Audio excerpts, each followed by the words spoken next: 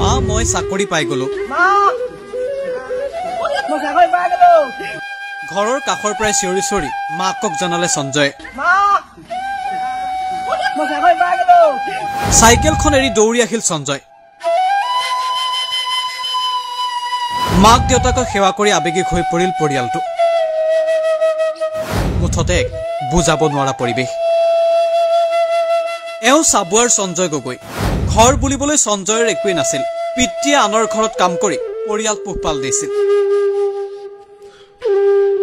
এই উৰুখা বজাটোতে কোনোমতে চলি আছিল পৰিয়ালটো কেতিয়াবা এসাজ খায় আৰু কেতিয়াবা চিন্তাত পৰে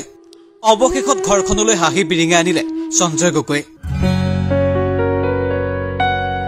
সদ্য ঘোষিত নিযুক্তিৰ ফলাফলত বন বিভাগত চাকৰি পালে সঞ্জয় গগৈ